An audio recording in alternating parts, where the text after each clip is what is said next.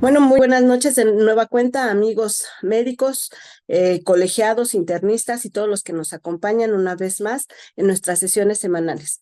Damos continuidad, bueno, de hecho no hemos parado. La semana pasada estuvimos en el curso internacional de medicina interna en Villahermosa. El doctor Heriberto Martínez Camacho nos apoyó con una sesión cultural, pues para no perder este ritmo que llevamos en nuestras sesiones semanales. Pero bueno, retomamos el día de hoy con un tema muy académico. Hablaremos de diabetes mellitus en el adulto mayor.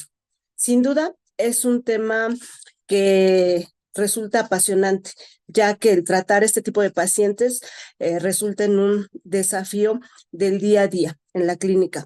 Sabemos que los adultos mayores tienen más comorbilidades, muchas veces ya no tienen la funcionalidad física y cognitiva, por supuesto, de una persona mucho más joven, están con polifarmacia, etcétera.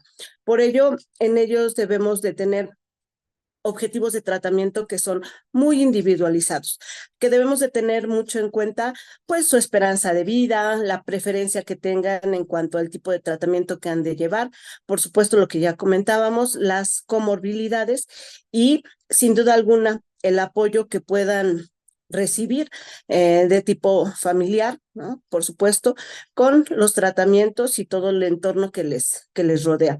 Y sin dejar de lado, por supuesto, un tema súper importante que es la seguridad en el tratamiento de los mismos. Entonces, bueno, es un tema, insisto, por demás apasionante y necesario que estemos al día para poder atender de manera adecuada a nuestros pacientes. Para ello, invitamos a la doctora Rosalía García Peña para que nos comparta esta ponencia en esta noche. La doctora García Peña es médico egresado de la Universidad Autónoma del Estado de México, realizó su especialidad de medicina interna en el Hospital de Especialidades del Siglo XXI, avalado por la UNAM. También cuenta con una maestría en Administración de Hospitales y Salud Pública y es fellow del ACP, entre algunas otras consideraciones académicas. Y bueno, sin más, pues los dejo con una experta en el tema, reconocida internista a nivel nacional e internacional, que nos hablará de diabetes mellitus en el adulto mayor en esta noche. Sean todos muy bienvenidos.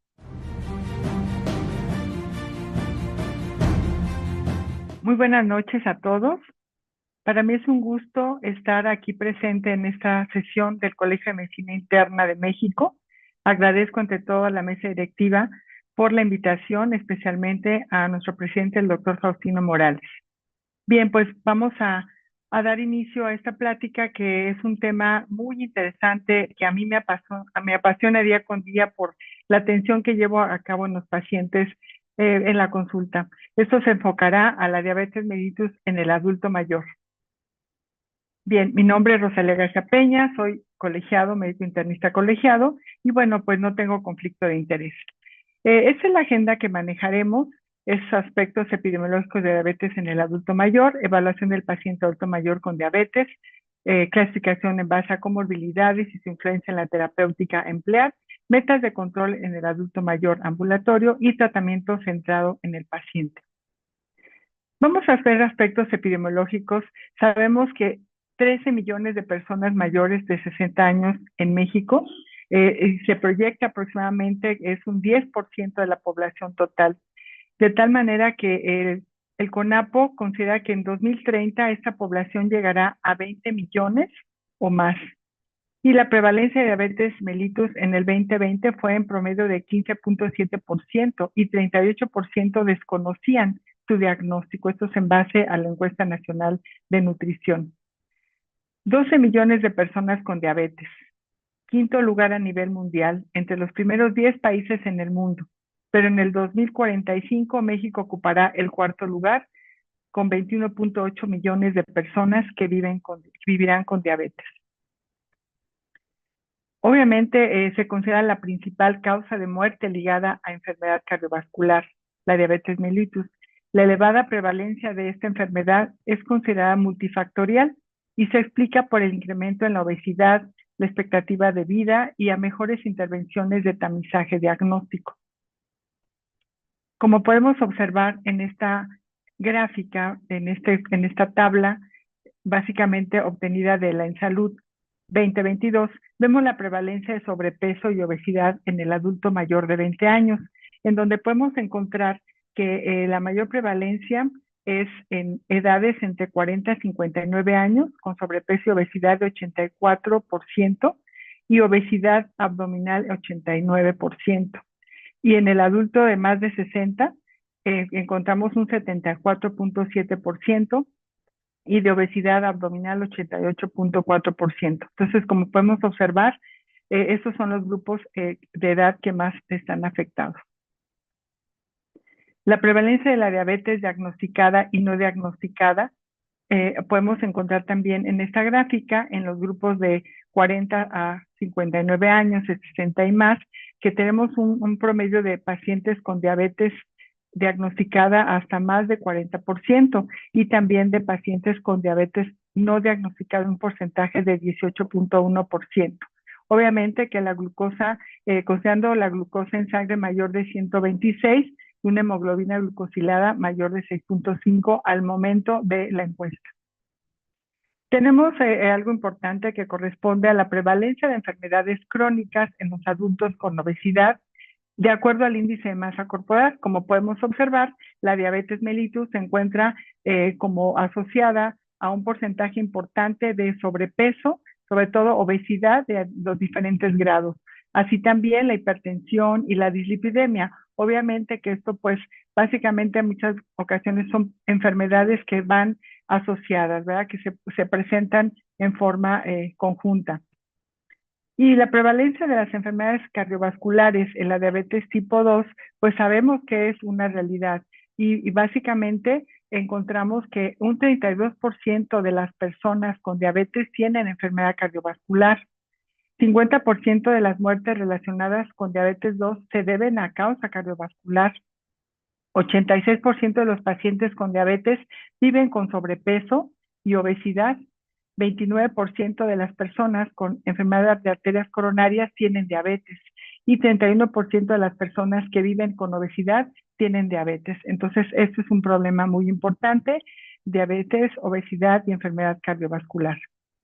Como podemos recordar, y el día a día que manejamos a nuestros pacientes con diabetes, es importante considerar todos los aspectos médicos en el paciente, el realizar una historia clínica completa, el obtener todos los antecedentes de los pacientes, síntomas, examen clínico, las mediciones importantes en este aspecto, ver el tiempo de evolución de la enfermedad, ver todos los aspectos de nutrición del paciente, sus hábitos, comorbilidades y sus antecedentes en el momento actual. Obviamente guiados también en base a esto, los estudios correspondientes para poder tener una evaluación más integral desde el punto de vista de pues, estudios bioquímicos, biomarcadores e incluso también de imagen detectando y buscando enfermedades asociadas o las mismas complicaciones de la diabetes. Obviamente que sabemos que el mal control nos provoca un mayor riesgo de desarrollar complicaciones, pues básicamente las microvasculares, como es la retinopatía diabética, que afecta a más de un tercio de todas las personas con diabetes y es la principal causa de pérdida de la visión. La neuropatía diabética, el daño en los nervios periféricos que nos provoca ulceración, infecciones y amputación de miembros inferiores. Sabemos que la neuropatía diabética aumenta 10 a 20 más veces el riesgo de esas complicaciones de amputaciones en el paciente diabético. No así, además, la nefropatía diabética, que es una causa muy importante de enfermedad renal crónica y pues bueno, que sabemos que es la principal causa en México de tratamiento sustitutivo de la función renal, así como buscar enfermedades macrovasculares, como incluyendo angina de pecho, enfermedad de arterias coronarias, infarto al miocardio, accidente cerebrovascular, enfermedad arterial periférica, insuficiencia cardíaca. Las personas que tienen diabetes tienen 2 a 3 veces más probabilidad de tener este grupo de enfermedades cardiovasculares. Obviamente que el tratamiento pues debe enfocarse también a disminuir pues estos eventos. Hay pacientes que se consideran como clase geriátrica, el paciente diabético que tiene más alta prevalencia de obesidad, de hipertensión, de artritis e incontinencia, o aquel paciente que tiene predominio de enfermedades cardiovasculares, que finalmente también alta prevalencia de infarto al miocardio, falla cardíaca, enfermedad vascular cerebral, y obviamente tiene más riesgo de fragilidad y mortalidad subsecuente. Sabemos que el adulto mayor diabético tiene heterogeneidad. ¿Por qué? Porque muchos pacientes ya antes de ser adultos mayores ya desarrollaron diabetes durante más tiempo y llegan con complicaciones, o a veces el paciente diabético no se conoce una vez que llega a ser adulto mayor y puede en algún chequeo o en algún proceso de cirugía detectarse la diabetes o llegar ya con complicaciones y no haberse conocido diabético previamente, o aquel paciente que es recién diagnosticado. Entonces, esa heterogeneidad es muy importante considerarla porque, bueno, muchos pacientes sabemos que viven con diabetes sin saberlo. Parte de esta charla está basada en las guías de Diabetes Care, también en las guías de la Sociedad de Endocrinología de Tratamiento de Diabetes en el Adulto Mayor y la guía médica mexicana de práctica clínica para el diagnóstico de pacientes con diabetes. Es importante también referirles que tenemos que basarnos también en las guías en base a la evaluación geriátrica integral. Como internistas vemos un gran porcentaje de adultos mayores y pues este tipo de instrumentos de medición son de gran utilidad, sobre todo en este grupo de pacientes que viven con diabetes, en los aspectos cognitivos, en el aspecto de funcionamiento nutricional, en su entorno, que tenemos que considerar en su evaluación. Obviamente que aquí pues tenemos varios instrumentos de medición que pues bueno nos van a ser de utilidad para poder tener una mejor valoración de nuestro paciente. Así como tenemos que valorar los aspectos de alteraciones cognitivas. ¿Por qué? Porque todo esto puede influir en el desarrollo de nuestro tratamiento y en mejorar su calidad de vida. Buscar alteraciones cognitivas, si está presente depresión, como algunos síndromes geriátricos, ¿verdad? Si tiene alteraciones sensoriales, incluso la visión, obviamente, las síndromes geriátricos sensoriales, como por ejemplo también problemas en cuanto a la visión, que ya pueda tener una retinopatía diabética o alteraciones en la audición, dolor persistente. Sabemos que los adultos mayores pueden tener ya problemas de artropatías o asociados a otras artropatías como artritis reumatoide o alguna enfermedad degenerativa. La fragilidad, el síndrome de caídas también, la polifarmacia o la incontinencia urinaria. Hay que evaluar estos síndromes geriátricos y sobre eso pues tenemos mucho mayor conocimiento de nuestro paciente para poder establecer algún tratamiento específico. Obviamente que esta valoración integral tiene que ir en el aspecto físico también y cognitivo.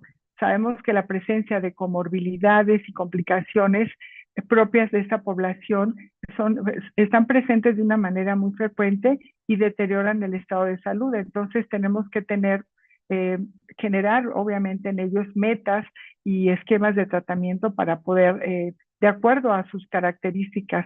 Y obviamente pues también es importante conocer el tiempo que llevan de diabetes calculado para conocer pues si hay esas complicaciones y además básicamente ver si el paciente tiene cierto riesgo de hipoglucemia.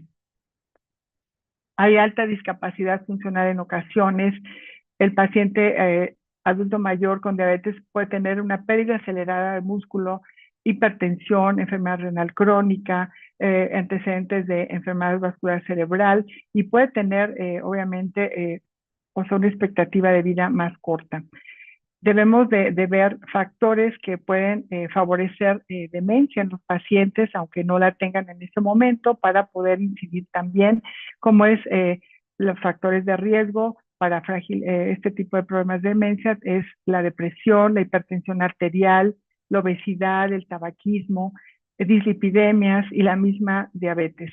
Entonces, es muy importante ver todas las detecciones desde ese punto de vista para determinar el abordaje y manejo y los objetivos terapéuticos para que podamos tener mejores resultados en el tratamiento. Bien, en cuanto al deterioro cognitivo, que puede ser dentro de nuestra valoración inicial, debe ser valorar si existe al menos un deterioro mínimo cognitivo o el paciente pueda tener una demencia más avanzada. ¿Sí? Como parte de la consulta inicial debemos hacerla y llevarla a cabo en forma anual. Si hay una declinación cognitiva, pues obviamente esta se va a asociar a un pobre control y entre mayor tiempo de la diabetes, pues puede haber mayor riesgo de deterioro cognitivo.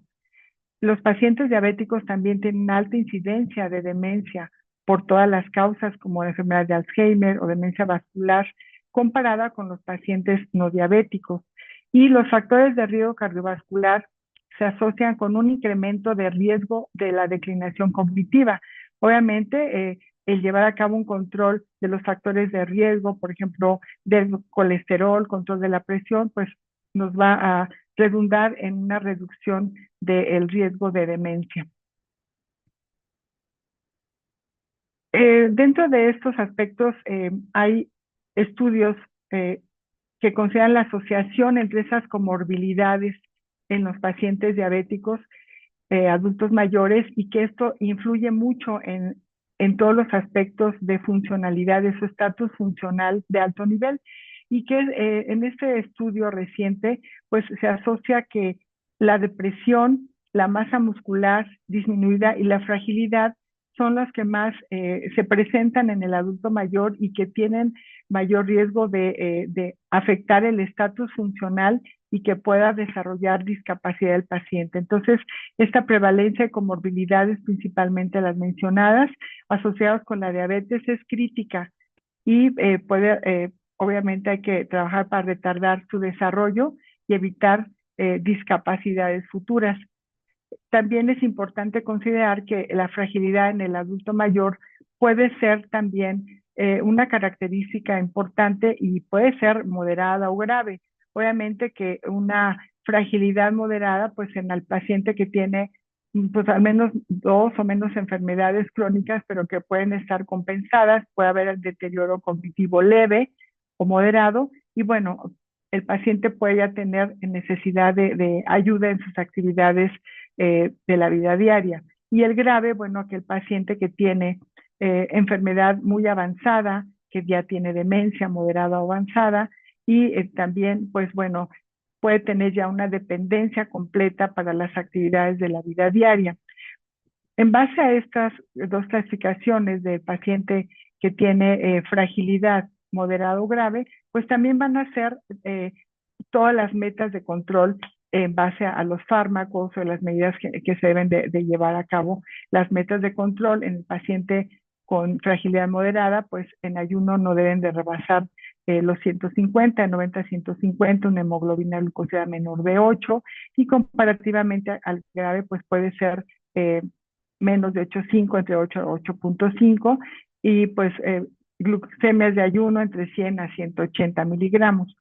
Sí es muy importante también considerar en este grupo de pacientes aquellos fármacos que pueden producir hipoglucemia. Si los están tomando pues y no hay otra posibilidad de modificarlo, tenemos que llevar a metas mucho más menos estrictas, ¿sí? Tener una glucosa de ayuno entre 100, 150 o hasta 180 en el paciente que tiene una fragilidad más avanzada, incluso pues bueno, antes de dormir, glucosas que pueden ir de 180 hasta 200 miligramos, que obviamente no comprometan su estado de general de hidratación y demás. Este círculo de decisiones en cuanto al manejo del paciente diabético, pues se aplica también para el adulto mayor, centrado en básicamente en el paciente para prevención de complicaciones y optimizar su calidad de vida. Básicamente se engloba en varios puntos como son los que ya mencionamos, características individuales de los pacientes, buscar comorbilidades, considerar factores específicos que impactan en el tratamiento, sí buscar metas específicas del paciente, objetivos en su peso corporal. Recordemos que también el adulto mayor puede tener obesidad y obesidad sarcopénica, entonces también es un punto importante que considerar el impacto que puede tener estos aspectos del tratamiento en desarrollar hipoglucemia, por ejemplo, o qué tanto puede impactar un tratamiento en aumentar el peso o que podamos utilizarlo para reducir el peso. Tenemos también que buscar el aspecto de protección cardiorrenal, aspectos psicosociales. Sí, todos estos puntos son muy importantes, además de los regímenes elegidos para medicamentos de acuerdo a cada paciente. Compartir las decisiones, ¿verdad? Es muy importante, tanto con el paciente como los cuidadores o su familia. El llevar a cabo un análisis de todos los aspectos de educación, soporte en el manejo del paciente que vive con diabetes es fundamental, el que el paciente esté informado de su enfermedad, ver preferencias también, o sea, muchas veces hay que individualizar si el paciente no tiene forma de utilizar un medicamento por costos o por accesibilidad a situaciones de inyecciones que no pueda haber forma de que se le apliquen, ¿verdad? Que haya motivación y básicamente implementar el plan de manejo en base a todos estos aspectos, junto con los aspectos de la educación y pues básicamente apoyo al paciente y el autocuidado. ¿Verdad? También proveer apoyo, que ellos estén monitoreados, es muy importante ese aspecto para ver también tolerabilidad de los medicamentos, la retroalimentación de cómo va su control, ¿verdad? En todo ese entorno. Y pues estar de acuerdo en ese plan y revisarlo en forma periódica para de esta manera poder hacer ajustes y lograr las metas que se requieren. Bien, es muy importante considerar en el paciente diabético geriátrico complicaciones y comorbilidades que puedan aumentar el riesgo de hipoglucemia. Siempre hay que interrogar en cada visita médica los episodios que pueda tener el paciente de hipoglucemia, debido a que hay medicamentos incluso que dan mayor riesgo para esto, como es esquemas de insulina que pueden ser complejos o el uso de las sulfonilureas. Entonces, se recomienda un monitoreo de los pacientes, sobre todo aquellos que están manejando insulinas. Entonces, las complicaciones o comorbilidades que pueden favorecer esta hipoglucemia, pues sabemos que es la alteración de la función renal. También pueden tener los pacientes una variabilidad en el apetito, a una ingesta nutricional variable. Sabemos que la regulación hormonal y la contrarregulación en el adulto mayor está disminuida para dar manifestaciones de hipoglucemia que a veces puede pasar desapercibida. Puede haber una absorción intestinal disminuida, una hidratación subóptima, la polifarmacia o alteraciones cognitivas como lo mencionamos previamente. Aquí menciona algunos factores de riesgo en cuanto a pacientes tratados con sulfonilureas o insulina, que bueno, debemos de considerar como factores de riesgo mayor para poder modificar el tratamiento. Dentro de estos factores de riesgo mayor, pues es aquel paciente que ha tenido hipoglucemias severas en los pasados 3 a 6 meses, que incluso tiene un tratamiento con insulina en forma intensiva, que tiene problemas de hipoglucemia que alteran incluso su estado de conciencia, enfermedad renal en etapas avanzadas, la demencia o alteraciones cognitivas. Hay otros factores de riesgo como son pues episodios múltiples de hipoglucemia, aunque no sean, aunque no sean severas, y obviamente también la terapia con insulina basal, una edad mayor a 75 años, el género femenino, que tengan una variabilidad glucémica muy importante, la polifarmacia, enfermedad cardiovascular, neuropatía, retinopatía y una tasa de función glomerular menor a 60. Otros aspectos que son socioculturales y económicos que también pueden influir en el mayor riesgo de hipoglucemia, pues es la falta de aporte a alimentos, pues bajos ingresos, ¿verdad? Económicos, pacientes que no tienen hogar o que tienen razones culturales o religiosas que hacen ayunos y que pueden favorecer esto, ¿no? Y bueno, también el bajo nivel educativo o trastornos como abuso de alcohol o de otro tipo de sustancias. Entonces, hay que considerar en todos los pacientes la posibilidad o sea, todos estos factores cuando iniciemos un tratamiento o sobre todo aquellos que están manejando este grupo de medicamentos.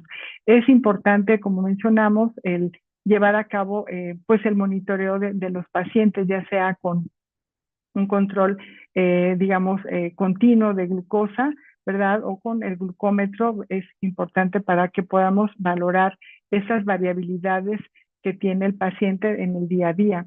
Y pues bueno, es importante conocer el perfil de glucosa ambulatorio, porque obviamente, pues esto es básicamente en pacientes que tienen aplicación de insulina y obviamente valorar cómo se encuentra el tiempo en rango, que sabemos que hay aditamentos que podemos utilizar por mucho tiempo, pero si evaluamos el de 10 a 14 días, tenemos que considerar el tiempo en rango, que idealmente puede ser de 70 o más, y por debajo del tiempo en rango debe ser menos de 4%.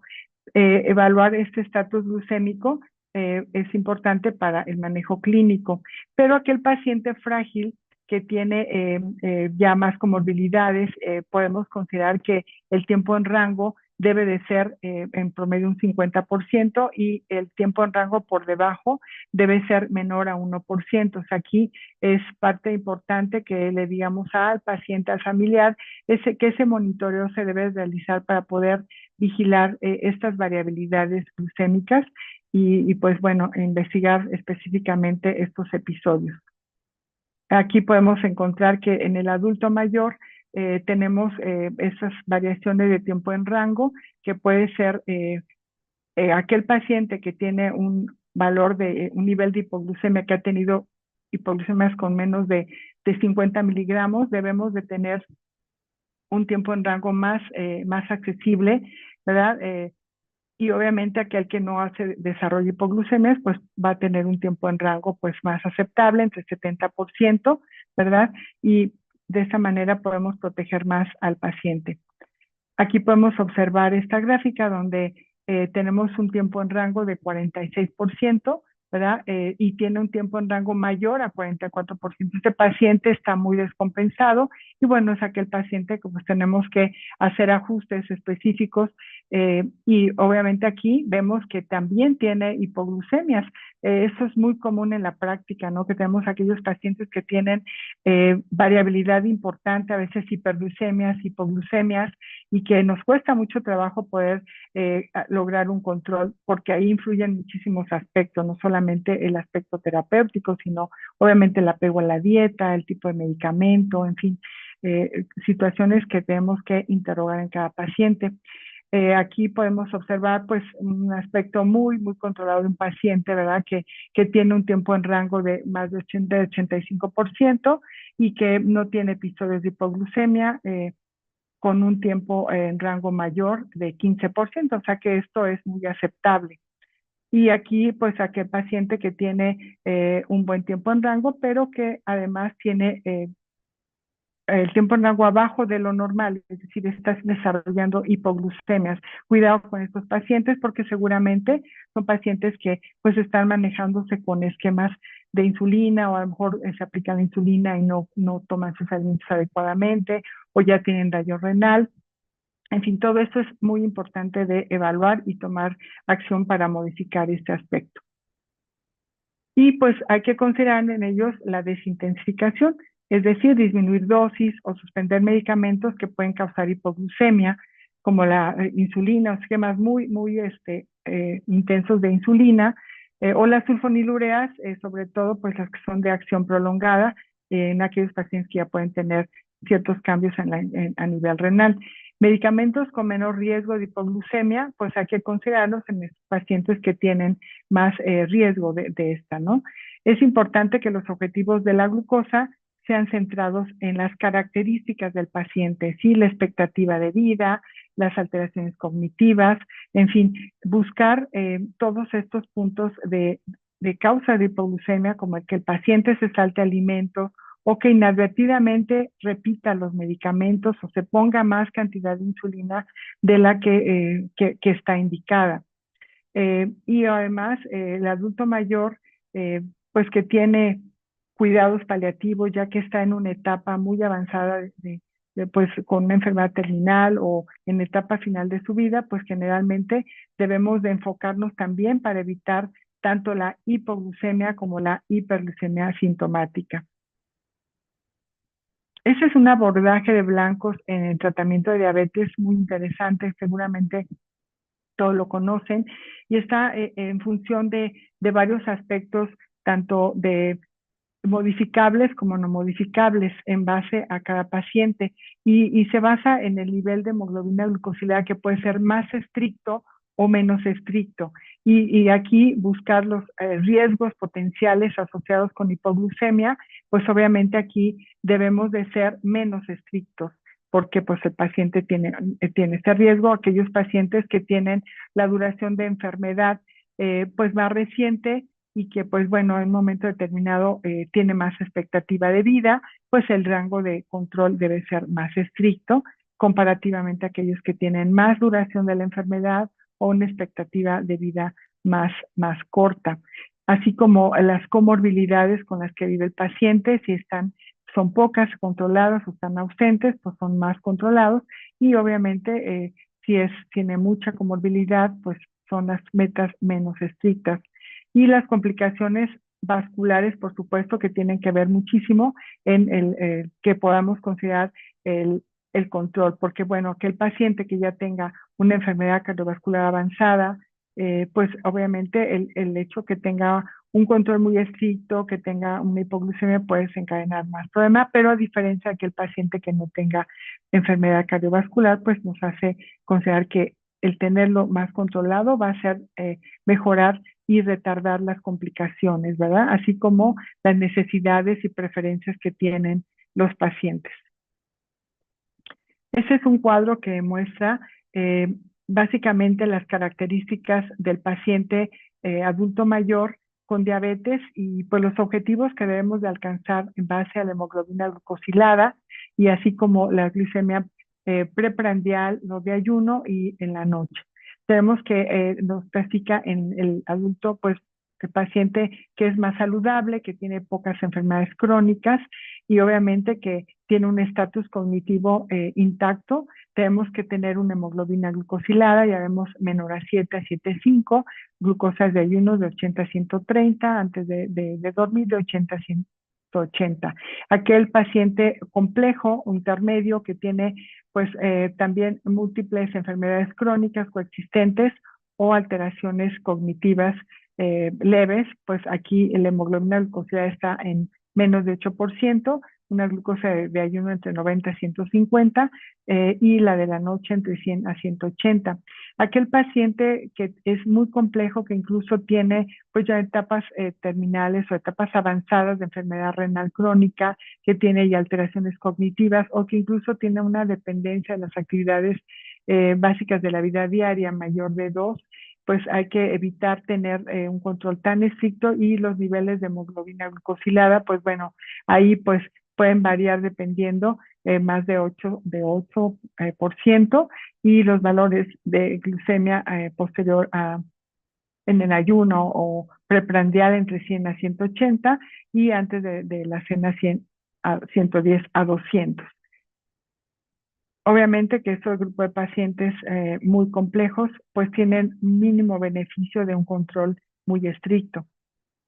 Pero hay que ir más allá del valor de la glucosa. Sabemos que es muy importante enfocar el tratamiento de nuestro paciente en los factores de riesgo cardiovascular para reducir morbimortalidad. Este aspecto del manejo de la diabetes pues es aplicable también al adulto mayor y con mucho más razón porque son pacientes generalmente ya de muy alto riesgo. La hipertensión arterial es muy importante individualizar los objetivos, la dislipidemia, el seguimiento de los estudios clínicos que saben que existen en cuanto al control de lípidos, pues debe de ser un tiempo razonable de tratamiento que va hasta 5 años o más para lograr una reducción de riesgo cardiovascular y obviamente pues hay metaanálisis que muestran este beneficio de estatinas para tratamiento de dislipidemia, que es un tiempo mínimo de 2,5 años para tener un buen resultado. Obviamente el tratamiento antiplaquetario en prevención primaria y secundaria como se marca de acuerdo a las guías. No todos los pacientes pues van a requerir aspirina en un momento determinado, ¿verdad? Porque además los riesgos asociados en el adulto mayor pues son más importantes, como son los sangrados de tubo digestivo. Y bueno, es importante considerar en el adulto mayor diabético los algoritmos de estratificación de riesgo para establecer el tratamiento en cuanto a estatinas. Generalmente la mayoría de los pacientes caen en un alto riesgo, pero igual el uso de las estatinas pues van a estar en función también de aspectos como si el paciente adulto mayor es más saludable, pues obviamente que los niveles de lípidos deben de estar en meta, ¿sí?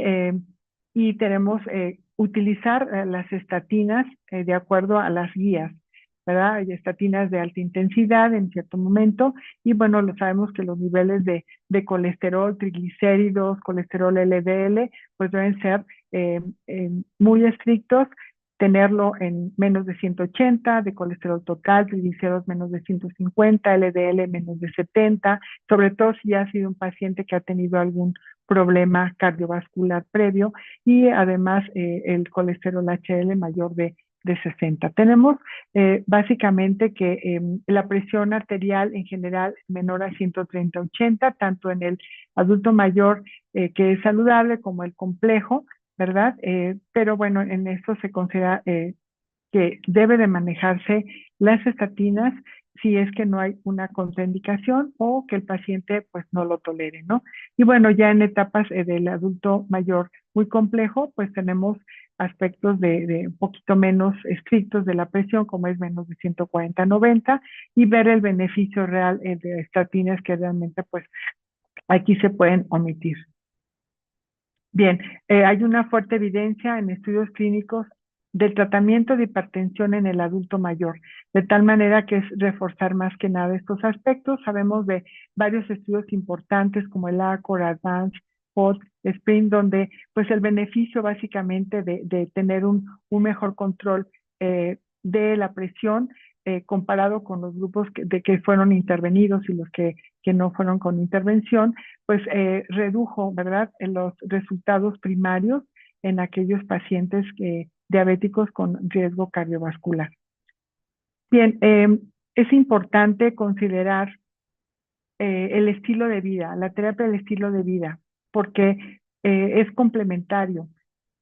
Y básicamente el manejo del paciente diabético debe ser desde ese punto de vista cardiorrenal y enfermedad metabólica. Todos estos aspectos, tanto de nutrición, actividad física, sueño, evitar alcohol, salud mental, el tabaquismo, evitarlo, pues son básicos para poder complementar el tratamiento. De tal manera que las modificaciones del estilo de vida, como son la mejor nutrición, el ejercicio aeróbico, el ejercicio de fuerza y resistencia, así como lo que le gusta muchas veces al paciente, el adulto mayor tiende a hacer actividades como el baile, ¿no? El manejo del estilo de vida debe de hacerse también de acuerdo a la fragilidad y considerar la reducción de la masa muscular, ¿verdad? La pobre calidad muscular, aceleración de la pérdida de la masa muscular que puede evolucionar a la sarcopenia y a la osteopenia. Obviamente que todo esto favorece mucho pues que el paciente tenga mejor masa muscular y que evite esas complicaciones de fragilidad. Obviamente también la obesidad, sobrepeso, pues es importante porque debemos de considerarla dentro del proceso de tratamiento. Además de la dieta y ejercicio, considerar la intensificación de esto eh, para reducción hasta un 5 a 7% en promedio. Sabemos que el adulto mayor no baja tanto de peso por la disminución en su movilidad, pero pues el llevarlo a metas muy estrictas pues va a depender también en forma individual. En general, la reducción de un 5 a 7% es considerada adecuada porque además pues mejora la movilidad, la funcionalidad y también ayuda a controlar los factores de riesgo cardiometabólicos. ¿Sí? Bien, sabemos que la fragilidad nos da una disminución de la capacidad física y resulta en una vulnerabilidad importante fisiológica y funcional, ¿sí? Además de considerar también en el adulto mayor aspectos como los estresores psicosociales. Obviamente la inadecuada nutrición, particularmente la falta de ingesta de proteínas adecuadas, también nos puede llevar a aumento de riesgo de sarcopenia y fragilidad. Entonces, mantener la independencia funcional en el adulto mayor es prioridad, de tal manera que el adulto mayor eh, pierde movilidad y tiene mayor morbilidad y mortalidad y hospitalizaciones y pobre calidad de vida si no tiene esa capacidad de movilidad. El síndrome de inmovilidad lo va a llevar a peores consecuencias.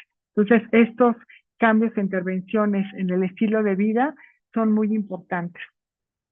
Ya demostrado en estudios clínicos, estudios observacionales, comparativos, en donde el asociar una intervención del estilo de vida puede ayudar a disminuir, ¿verdad?, los valores de hemoglobina glucosilada por tiempo hasta de varios años, comparativamente a aquellos en donde pues no nada más se lleva a cabo un apoyo de educación o simplemente la observación.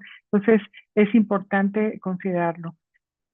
Y bueno, puntos importantes en el tratamiento farmacológico que debemos de tomar en cuenta es que debemos preferir medicamentos con bajo riesgo de hipoglucemia.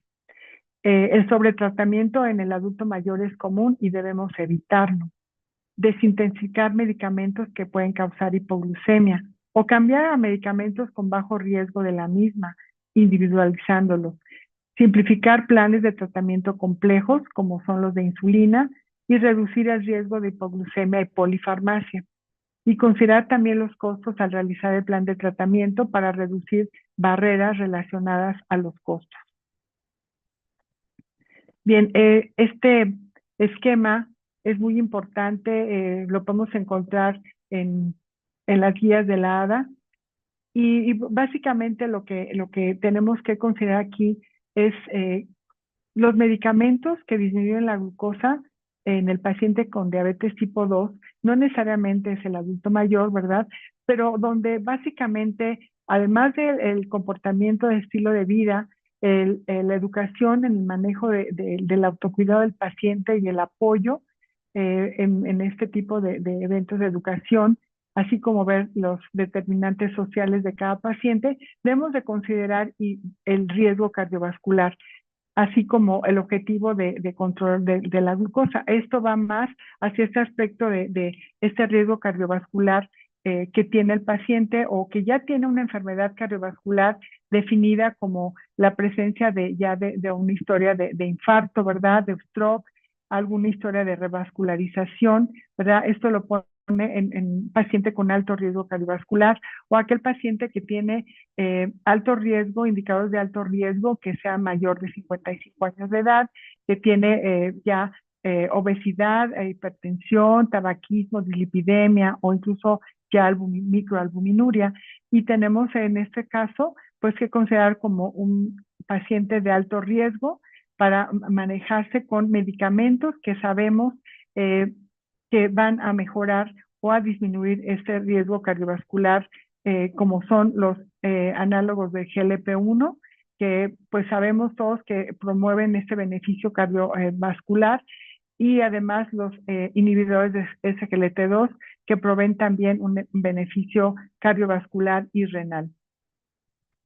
Tenemos que considerar las metas blanco de la hemoglobina glucosilada, y obviamente pues estos medicamentos deben considerarse como de primera línea en los pacientes con esas características. Obviamente el paciente que tiene falla cardíaca, que tiene síntomas ya de falla cardíaca, que ya se ha documentado una falla cardíaca, ya sea con fracción de destrucción reducida o preservada, pues el uso de los inhibidores de SGLT2 también pues nos van a ser de elección.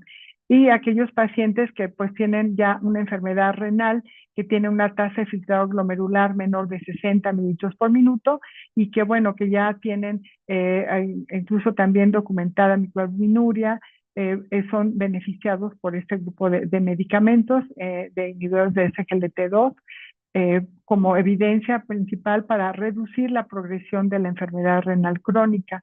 O también, actualmente ya sabemos que los análogos de GLP-1 también han probado beneficio en estos puntos.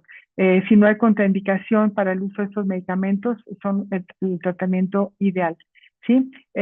Obviamente que también considerar los objetivos de hemoglobina glucosilada para los pacientes, pues que considerar que estos medicamentos pueden reducir un porcentaje importante de la hemoglobina glucosilada, como los análogos de GLP-1, y pueden ser también complementarios con los inhibidores de SGLT2.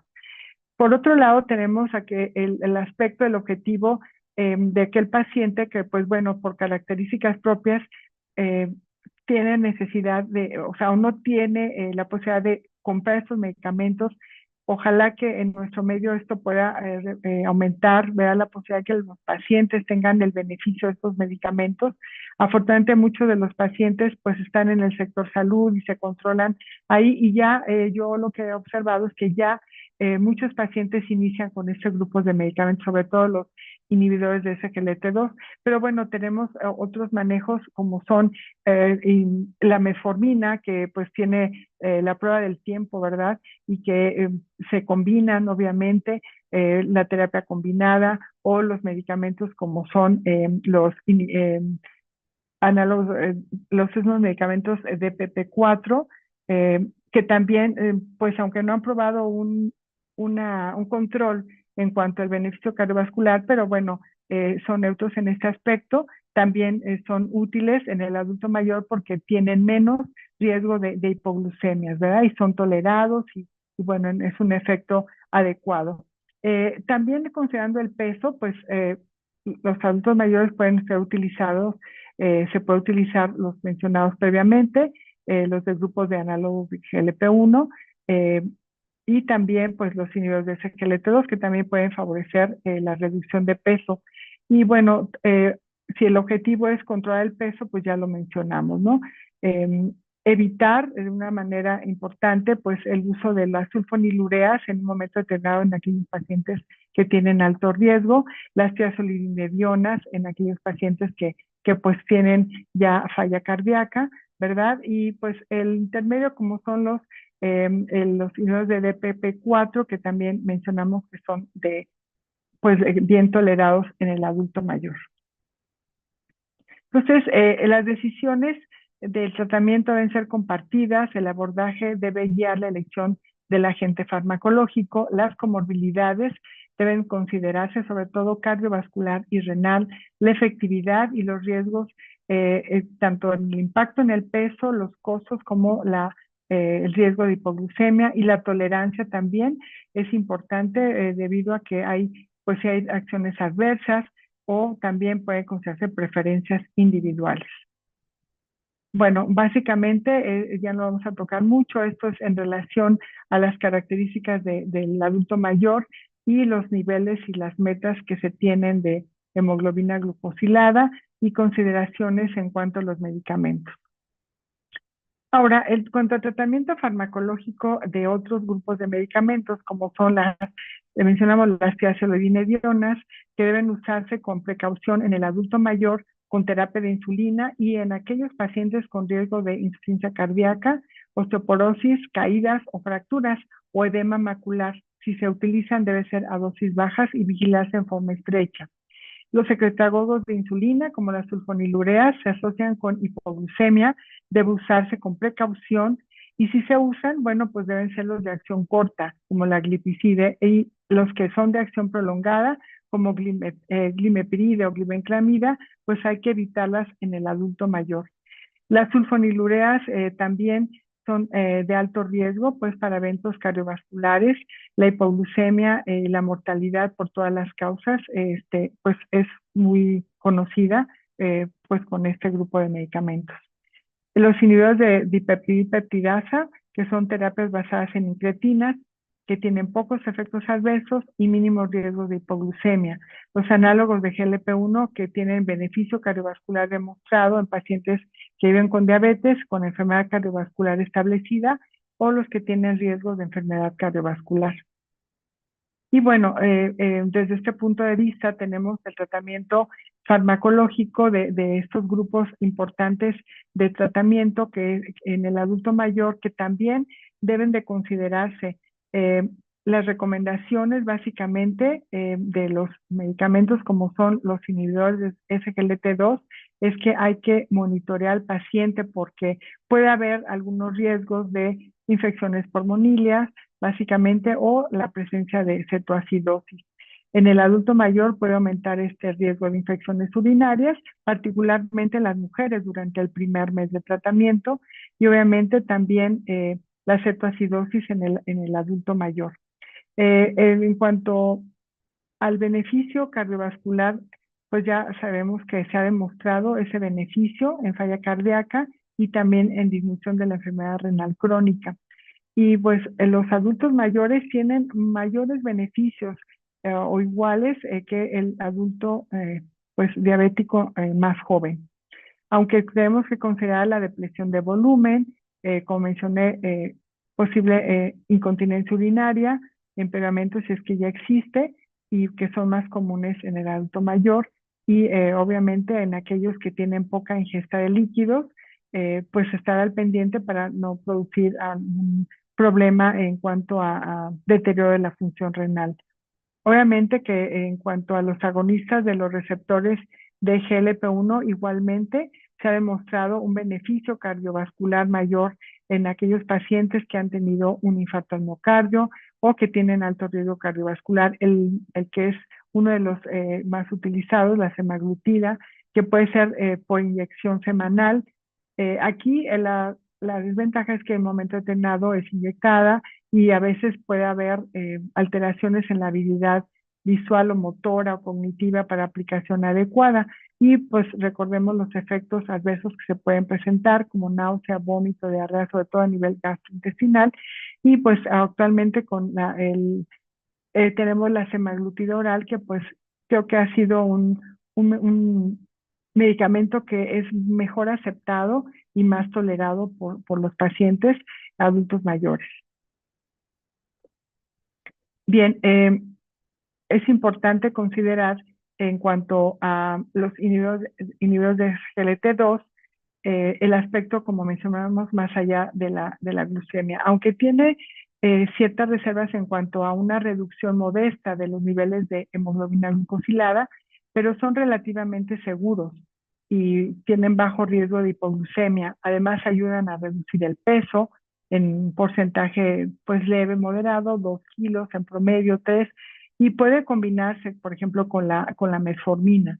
Y obviamente considerarla en estos pacientes que tienen una reducción para reducir el riesgo cardiovascular, también han demostrado disminución de hospitalizaciones por falla cardíaca y su beneficio cardiorrenal demostrado, ¿verdad?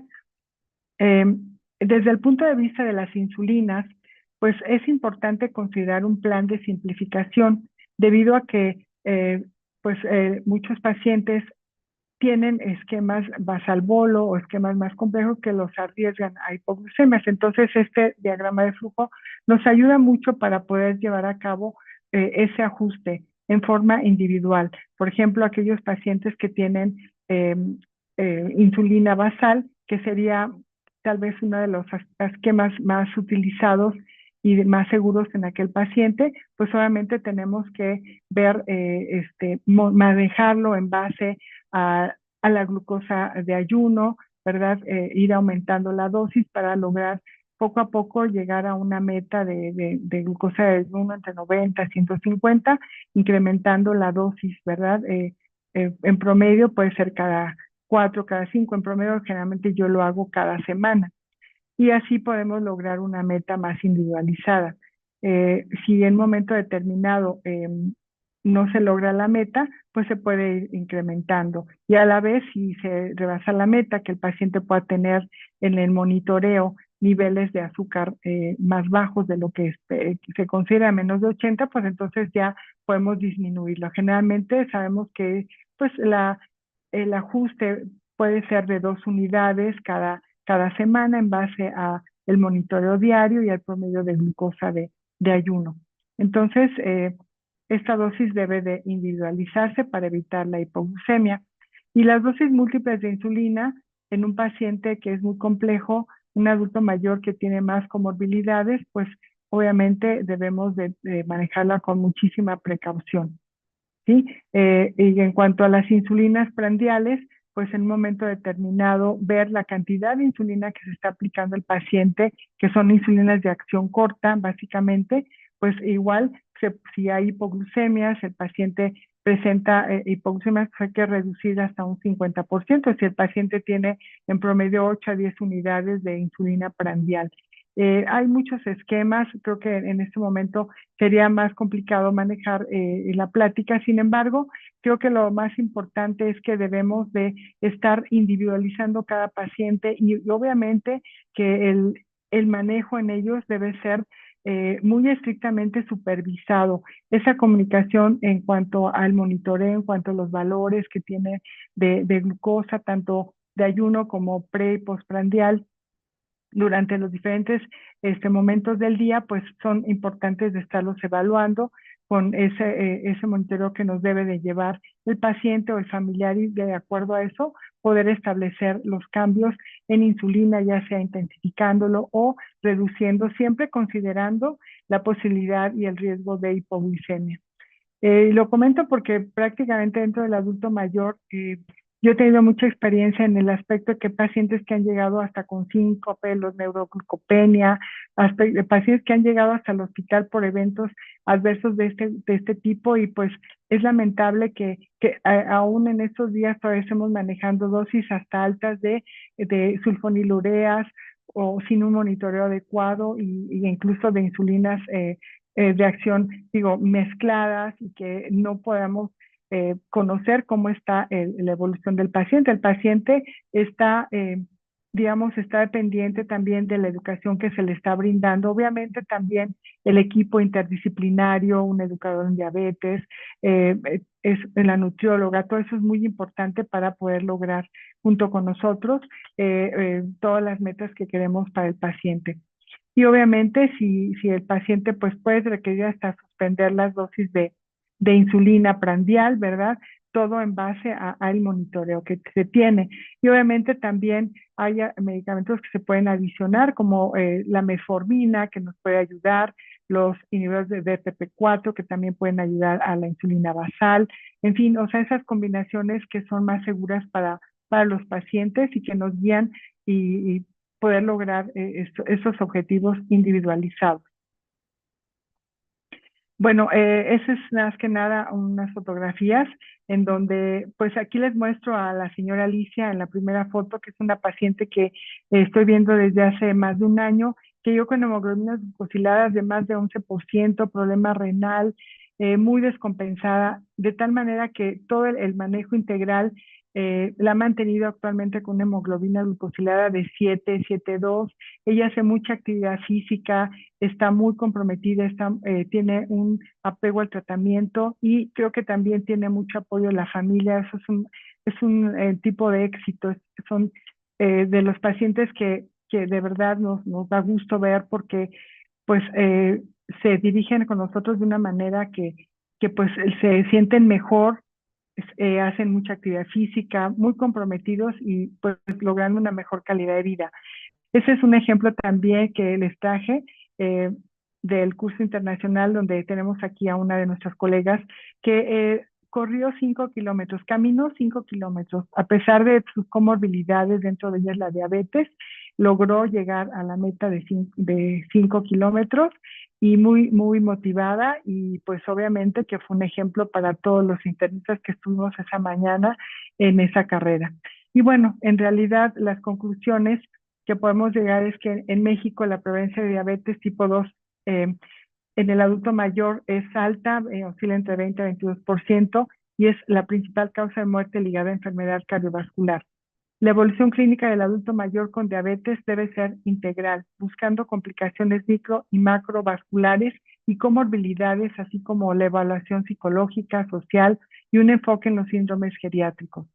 El paciente adulto mayor con diabetes es heterogéneo, por lo tanto debe individualizarse el tratamiento. Es muy importante considerar la fragilidad y las alteraciones cognitivas que se asocian a un pobre control de la diabetes y a mayores complicaciones.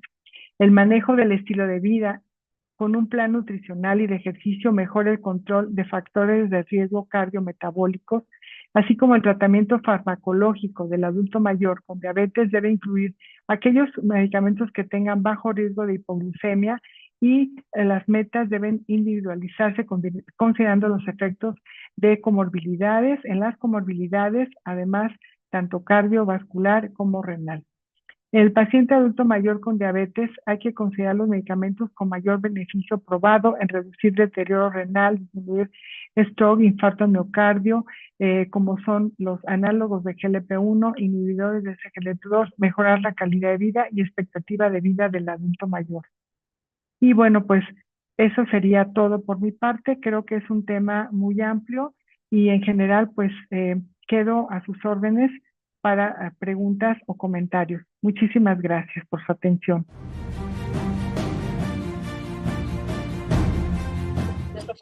Muy buenas noches de nueva cuenta a todos nuestros compañeros, amigos, colegas que nos acompañan en esta noche. Muchísimas gracias a la doctora Rosalía García Peña por ahora sí que habernos regalado un mucho de su tiempo, ¿no? Para compartirnos esta brillante exposición en esta noche. Gracias, doctora Anel, por acompañarnos también en la moderación de esta sesión de preguntas y respuestas. Y bueno, no sé, doctora Rosalía García Peña, si quiera darnos un saludo inicial, por favor. No, pues muchísimas gracias. Muy buenas noches a todos los que presentes, los que están conectados en esta red. Y bueno, pues agradecerles la paciencia, ¿verdad? Es un tema que, como les comenté inicialmente, fascinante desde el día a día. Creo que me pasé tiempo y una disculpa por ello, pero bueno, agradezco su paciencia y por haberme permitido presentar esta ponencia a toda la mesa directiva. Muchísimas gracias. Al contrario, doctora. Y bueno, como siempre empiezan a llegar no nada más saludos, felicitaciones también de muchas partes de la República Mexicana. Es imposible que prácticamente les comente desde dónde están conectados, pero bueno, un afectuoso saludo al doctor Saúl Barrios, que nos ve desde Villahermosa, a la doctora Cristi Guerrero desde Nuevo León, y así muchísimos más que le mandan saludos y felicitaciones en esta noche, doctora. Y también comentarle que Gracias. usualmente tenemos también médicos conectados desde otros países incluso. En este momento están conectados desde Honduras, El Salvador, Nicaragua, Bolivia, Paraguay, Argentina y Perú. Entonces, bueno, también a todos ellos les damos la más cordial bienvenida y agradecemos que estén ahora sí que atentos a nuestras sesiones como cada noche. Y aquí en México, pues hay por ahí un poquito más de 700 a casi 800 asistentes. Entonces, insisto, muchas gracias por su asistencia y bueno, vamos a comenzar a lo mejor con algunos comentarios y algunas preguntas que se vayan generando precisamente en la plataforma. Entonces, no sé si quieras comenzar, doctora Anel, por favor. Sí, nos hacen el comentario acerca de la frecuencia de la hipoglucemia en los pacientes adultos mayores y que eso los lleva a mayor riesgo cardiovascular, cosa que pues es un comentario de lo que ya comentó la doctora. Y por otra parte, nos pregunta el doctor Fernando Javier Centeno, ¿qué porcentaje en la experiencia de usted hay de adultos mayores con diabetes tipo 1? ¿Quién llegan con frecuencia a la vida adulta los pacientes que tienen diabetes tipo 1 en su experiencia? Dice aquí. Muchas gracias por la pregunta, doctor. Realmente en mi consulta tengo pacientes diabéticos tipo 1, pero no adultos mayores. Sin embargo, viendo todo lo relacionado a las guías de la ADA y todo el manejo que se le da, hablan mucho sobre el paciente diabético tipo 1 que llega ya a la edad adulta, precisamente por todos los avances en el tratamiento que pues logran metas y llegan a una edad de adulto mayor pues en condiciones adecuadas, incluso a través de todo el automonitoreo que manejan, bombas de infusión. Yo no tengo la experiencia en un adulto mayor tipo 1, pero bueno, sí existe, definitivamente ya llegan los adultos mayores con diabetes, ¿verdad? Y pues hay que considerar también las mismas pautas, ¿no? Y yo creo que en la experiencia de todos puede haber uno que otro caso de pacientes con diabetes tipo 1 que son poco frecuentes de ver a esta edad, a diferencia del paciente con tipo 2, ¿no? Que a veces ya vemos más pacientes de 80 años, por ejemplo, ¿no? Pero Claro. también debemos ver que justamente no tenemos cifras de pacientes con diabetes tipo 1, puesto que apenas se está haciendo el registro mexicano de la diabetes tipo 1 y si entran a una página de internet, así como Registro Mexicano de Diabetes tipo 1, quienes tengan, sería bueno que ingresaran a sus pacientes para entonces sí poder contestar esta pregunta desde el punto de vista estadístico, ya más, con más certeza, ¿no? Y bien, Así, otra Claro. pregunta por aquí. Dice aquí, ¿cuál es el límite de glucosa de ayuno en una persona de 81 años? Dice. Me imagino que Dependería mucho. sano, ¿no? Ujú. Depende también, como mencionamos, de cómo lo clasificamos. Si es un adulto que ya tiene intermedio, que tiene seguramente comorbilidades, pues en promedio entre 90 a 140 en ayuno. Y obviamente si el paciente tiene más comorbilidades, tiene una expectativa de vida que seguramente puede ser más corta, podemos irnos hasta los 150. Si el paciente ya tiene una enfermedad muy avanzada, terminal, que ya tal vez esté en una etapa 4 o 5 de insuficiencia renal, incluso algún tratamiento sustitutivo, un cáncer, una época avanzado, obviamente las metas son entre los 90, 100 hasta 180 en ayuno. Puede llegar antes de dormir hasta los 200. La idea es que el 200 es un promedio de hemoglobina glucosilada entre 8.5, no más, precisamente para evitar todos los efectos de la hiperglucemia en el adulto mayor, una deshidratación, poliuria, que muchas veces sabemos que ellos no tienen esa sensibilidad al hacer, ¿verdad? Y pueden deshidratarse y no tener, pues bueno, ese control y llegan ya en malas condiciones, en un estado tal vez hiperosmolar, muy deshidratados, con desequilibrios. Entonces siempre tener esas metas todavía depende también, pues a los 80 años ya yo creo que eso sería el límite, ¿no? Y el tomar el tiempo en rango que pues no sea más del 50%, ¿no? O sea, si es un paciente que tiene todavía actividad física, que es independiente, que tiene sus actividades instrumentadas íntegras, pues obviamente es un paciente que pueda estar en un rango mucho menor, ¿no? Como un paciente que tenga 65 años y que igual tenga independencia, ¿no? Actividades básicas e instrumentadas. ok. Bien. Muchas gracias, doctora. Y bueno, tenemos más comentarios también y preguntas a través de Facebook. El doctor Faustino Morales, nuestro presidente, que en esta noche no nos pudo acompañar físicamente para esta sesión, pero que siempre está al pendiente, ¿no? De todo lo que sucede en el colegio. Le manda saludos y felicitaciones y le pregunta, ¿hay mayor sarcopenia en el adulto mayor si usamos GLP-1 o no hay una alteración en ese sentido en este tipo de pacientes por este tipo de medicación? Es una pregunta muy interesante. Antes que nada, muchas gracias, doctor Faustino. Buenas noches. Un saludo hasta Villahermosa, muy bonita ciudad.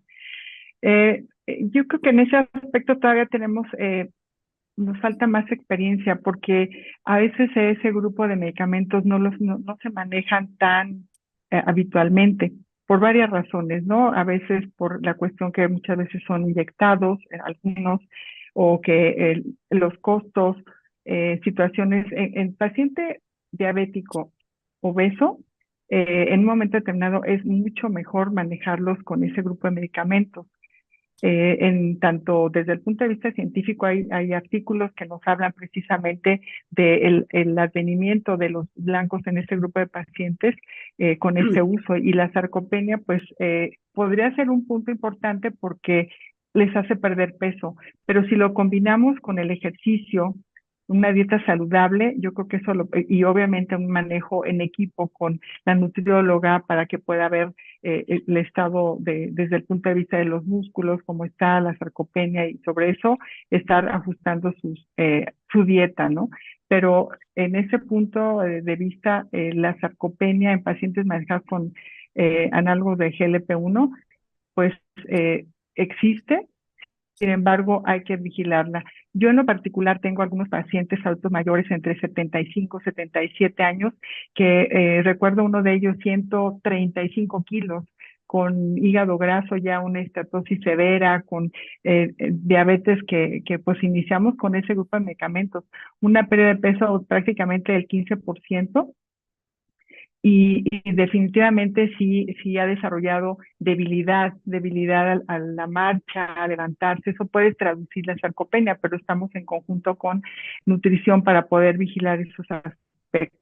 Yo creo que es un punto importante de que se maneje interdisciplinariamente este grupo de pacientes, todos los pacientes que viven con diabetes, por eso pues la nutrición es fundamental, pero en aquellos pacientes que tienden a hacer sarcopenia o pues bueno, en algún momento determinado si son pacientes que no podemos manejar con esquemas muy complejos de insulina y que queremos bajar la glucosa postprandial, esa es una buena opción, pero tal vez no son pacientes que tienen obesidad, que tengan un índice de masa corporal, podríamos decir, normal o ligero sobrepeso, pues el manejar la insulina, esa es una opción, claro, desde el punto de vista de manejar de acuerdo al nivel de hemoglobina glucosilada, porque esto tiene que ver mucho con el manejo de las insulinas. Si tenemos una hemoglobina glucosilada muy alta, si hay pérdida de peso importante, pues ahí tenemos que tratarlo con insulina.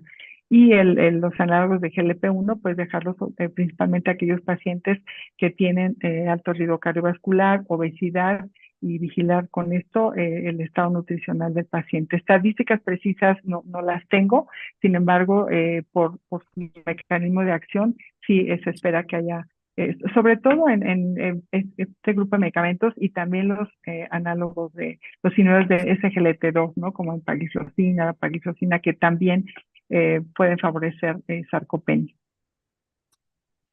Sí, doctora, muchas gracias. Y siempre, bueno, vemos en cualquier otro tema de salud, igual que en la diabetes, ¿no? Lo importante que es tener una adecuada alimentación y ser activos físicamente, ¿no? Esa práctica regular de algún ejercicio, si no es que se llegara a un deporte, bueno, es de ayuda, como nos lo comenta el doctor Edgar Aguilar Díaz desde Facebook. Saludos, doctora Aguilar. Y bueno, no sé, doctora Nel, si veamos alguna otra pregunta ahorita en la plataforma. Y por aquí hay un comentario también, una pregunta un poquito compleja en el sentido de que dice cuál sería el manejo farmacológico en un paciente renal crónico en terapia sustitutiva renal con alergia a la insulina. Bueno, eso es algo muy poco común y la insulina pues no se puede suplir con nada más habría que llamar al alergólogo, ¿no? Doctora, para que desensibilicen al paciente de esa insulina, probar todas las insulinas y entonces ver cuál le funciona al paciente, ¿no? ¿Tendría algún comentario para ello, Pues sí, doctora yo creo Rosalía? yo creo que esos casos, pues la verdad yo nunca he tenido un paciente en esa etapa y que sea alérgico a la insulina, pero en el dado caso yo creo que aquí hay que reforzar muchísimo la alimentación, ¿no? Porque no hay otra forma de tratar al paciente. Desde el punto de vista de otros medicamentos, pues están contraindicados muchos de ellos, ¿no? En etapa de tratamiento sustitutivo, y ahí es a donde la insulina es la que nos ayuda. Igual hay que manejar, para tratarlos de una manera con mucha precaución para evitar precisamente hipoglucemias. Entonces son casos complejos, pero pues no tengo la experiencia de un paciente que esté en esa etapa, ¿no? Y que tenga alergia a la insulina, pero estoy de acuerdo contigo, doctora Anel. Sí.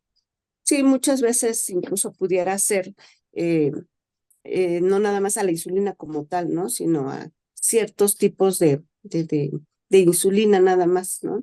Entonces, a mí me ha tocado algún caso con alergia, por ejemplo, a insulina glargina, pero que no es alérgica a ningún otro tipo de insulina, ¿no? Probablemente sea el excipiente, algo más que esté relacionado ¿no? Pero bueno, sí son afortunadamente los menos, ¿no? Y bueno, le siguen llegando felicitaciones, doctora, y saludos desde muchas partes de la República. La doctora Blanca Estela Rodríguez también nos dice el ejercicio, pues sí, como bien usted comentaba, sumamente importante en todos los pacientes.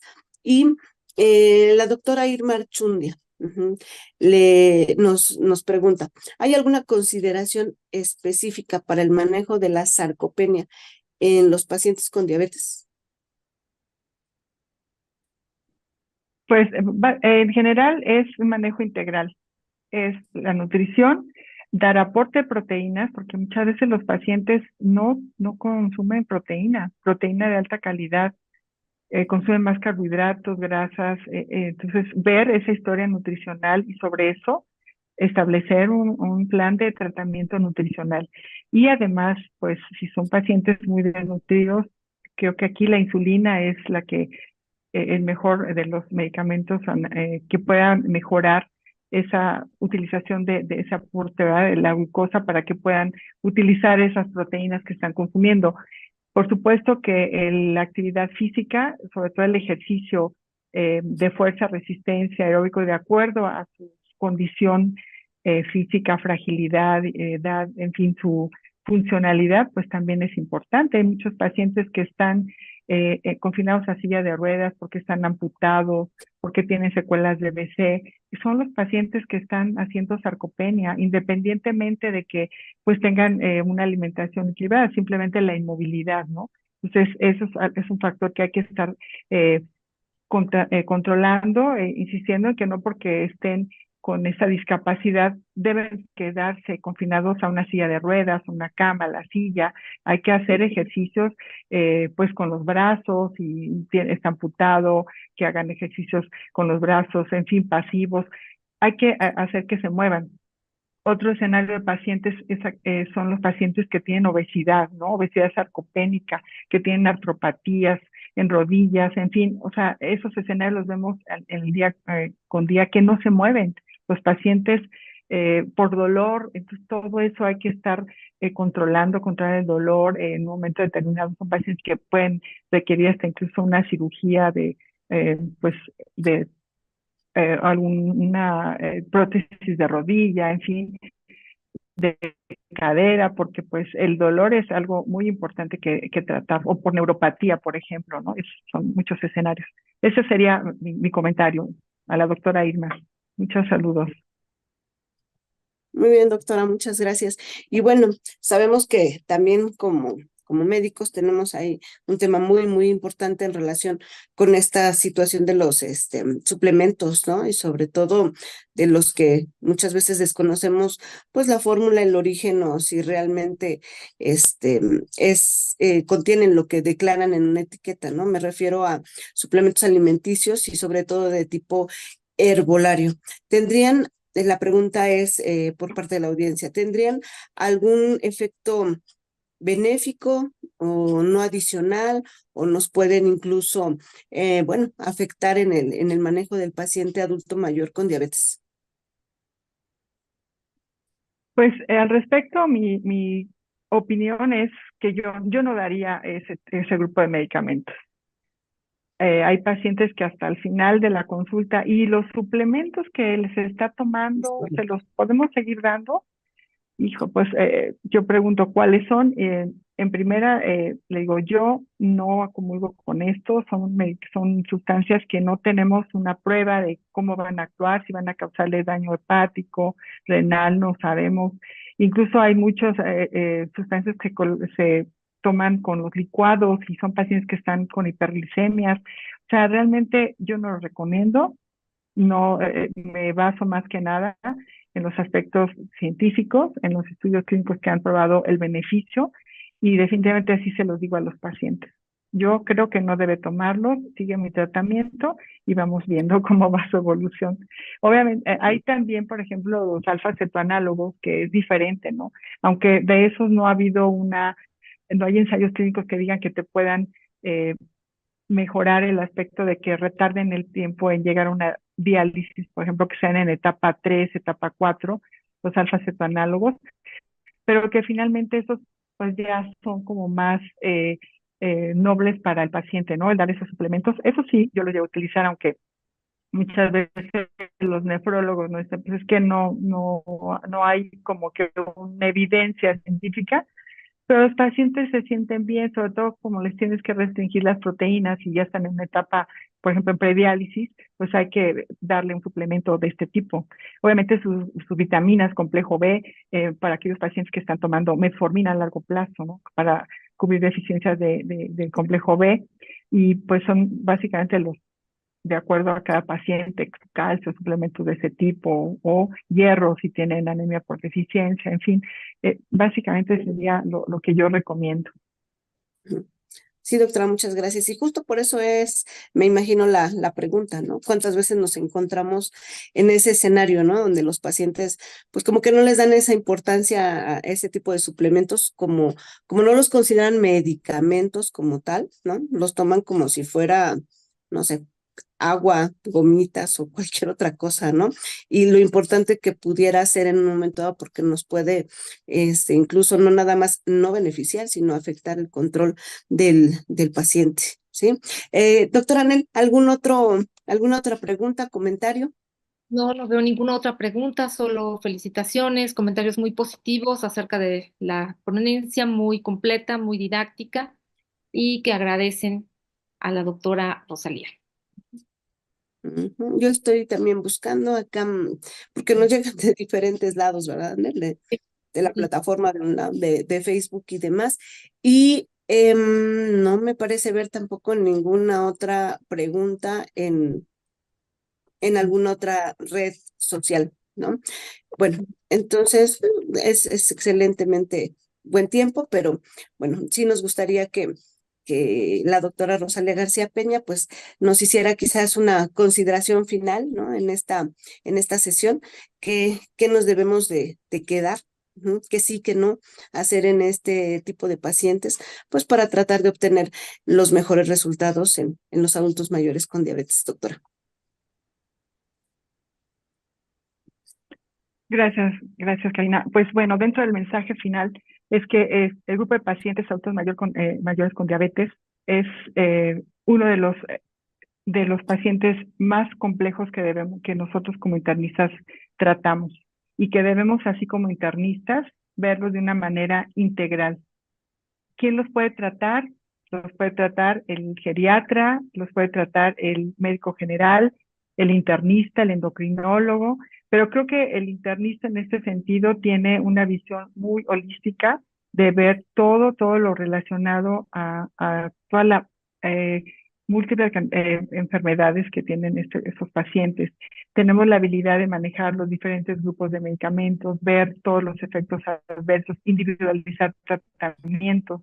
De esa manera, pues sobre todo el poder también, no solamente al paciente, sino al cuidador, a la familia, porque el adulto mayor es a veces muy dependiente, hasta para la medición de su glucometría, no lo hace muchas veces. Pues tratar de que él se involucre, ¿verdad? Ese manejo holístico en todos los aspectos, explicarle la importancia de la alimentación, tal vez ya tenga un deterioro cognitivo, pero involucrar mucho a la familia, empoderarlos, y que de esa manera pues logremos un mejor control y calidad de vida de nuestros pacientes, porque lamentablemente el pronóstico cuando no se hace una medicina adecuada en este grupo de pacientes es al deterioro, a la discapacidad y a la muerte prematura, una calidad de vida muy inadecuada que pues no se merecen los adultos mayores. No todos vamos para allá, pero que de alguna manera que tengan una calidad de vida adecuada. Ese sería mi mensaje.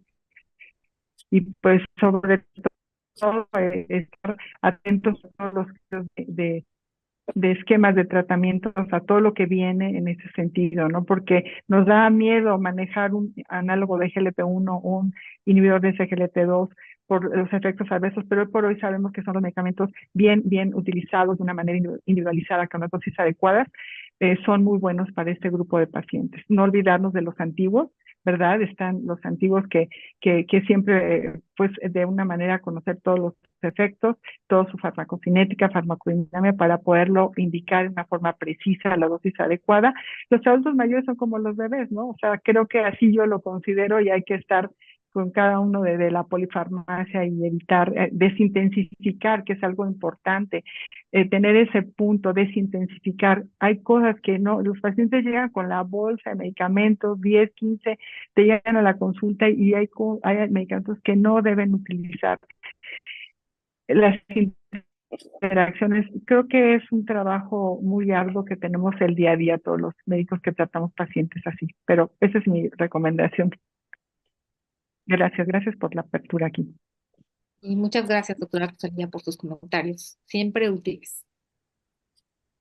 Es correcto. Muchísimas gracias, doctora Rosalía García Peña, por habernos pues regalado parte de su valioso tiempo para compartir los conocimientos y ponernos pues al día y recordar y estar como muy vigentes en todo lo que debemos de hacer o no hacer en este tipo de pacientes. Y de verdad, el Colegio de Medicina Interna, nuestro presidente, el doctor Faustino Morales, pues le agradece bastante su participación, como siempre, en todas las actividades del colegio, ¿no? Que no a veces no se ven así en pantalla, pero que sabemos que siempre está con esta disposición en todas las actividades que tenemos. Doctora Anel, muchísimas gracias por la colaboración en esta sesión de preguntas y respuestas, ¿no? Para que no sea tan tediosa y no siempre vean el mismo rostro. Muchísimas gracias, Anel. Y bueno, muchísimas gracias sobre todo a cada uno de ustedes que nos acompañan en esta noche, que pues a ustedes debemos precisamente la realización de estas sesiones cada semana. Y bueno, como se dieron cuenta, no suspendimos, seguimos con las sesiones académicas y en lo que resta del año. Bueno, entonces nos vemos la próxima semana, ¿sí? Muchas gracias a todos, que descansen. Buenas noches. Buenas noches, muchas gracias. Saludos.